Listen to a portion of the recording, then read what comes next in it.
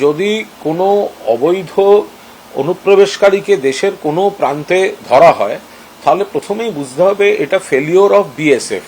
তার কারণ দেশের সীমান্ত, বাংলাদেশ সীমান্ত, এক্ষেত্রে যে বাংলাদেশ সীমান্ত পাহারা দেওয়ার দায়িত্ব কোনো রাজ্য পুলিশের নয়, কোনো জেলা পুলিশের নয়।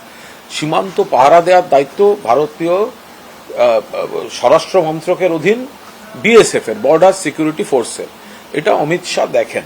তো ফলে কখনো বাংলা বর্ডার দিয়ে কেউ ঢুকেছে, কখনো ত্রিপুরা থেকে ধরা পড়ছে, কখনো অসম থেকে ধরা পড়ছে, কখনো আবার খবর পাওয়া যাচ্ছে ত্রিপুরা দিয়ে ঢুকে ট্রেনে করে আবার কলকাতা বা দিল্লির দিকে যাত্রা করছে। ফলে এই যে দেশের যে প্রান্তেই ধরা পড়ুক কোনো অনুপ্রবেশকারী যারা অবৈধভাবে আমাদের দেশে প্রবেশ করেছে, তার মূল ব্যর্থতা সম্পূর্ণভাবে কেন্দ্রীয় সরকারের। কারণ সীমান্ত পাহারা দেওয়ার দায়িত্ব কেন্দ্রীয় সরকারের, তারা ব্যর্থ। দুই, সেন্ট্রাল আইবি অর্থাৎ অশুভ শক্তির গতিবিধি মনিটর করার দায়িত্ব যাদের আছে কেন্দ্রীয় এজেন্সি, তারাও ব্যর্থ।